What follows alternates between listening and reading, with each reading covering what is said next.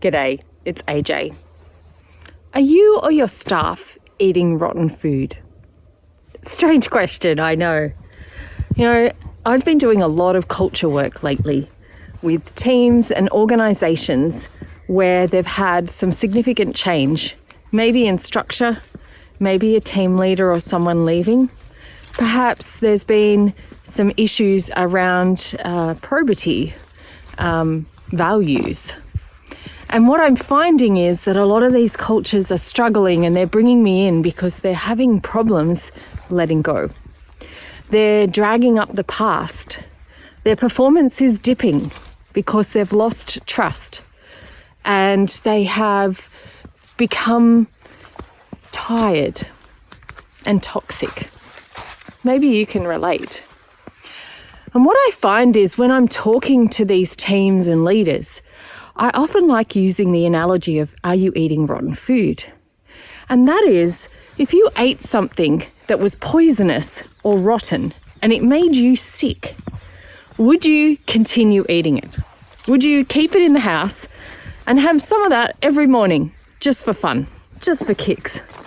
No, of course you wouldn't. We're not going to eat something that's making us sick.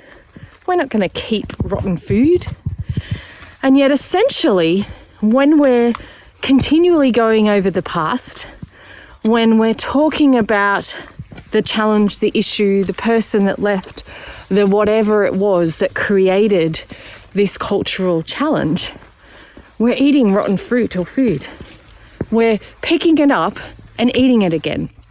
We're taking it in and continually bringing it into our world. And just like rotten food, just like something that's toxic to you, that's toxic to your culture.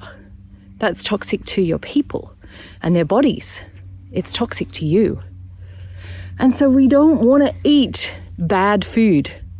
We don't want to continually bring up bad examples and instances, bad situations, toxic situations. The more we keep talking about them, we're eating it again, essentially. We're putting it back into our psyche, into our mindset, into our DNA. And that's just going to keep making us sick. So a lot of people say, I can't just let it go. I can't just move on. And if I use this analogy, they often start to see how continually bringing up the past and living from that is not constructive and is not helping them.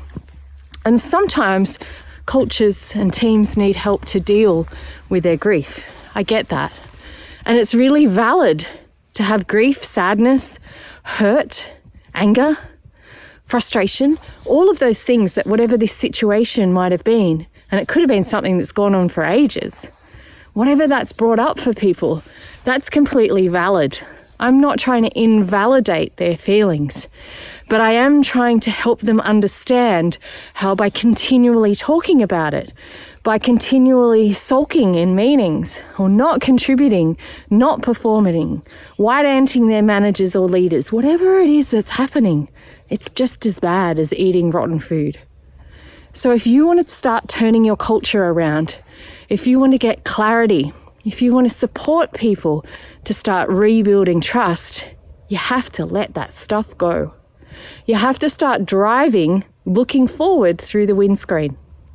You have to be present to where you're sitting in the now.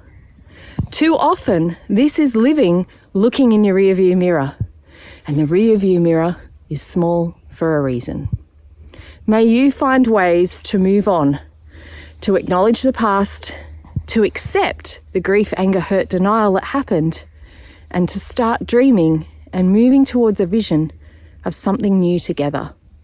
Start building trust, start letting go of the little things, and may you find a way forward.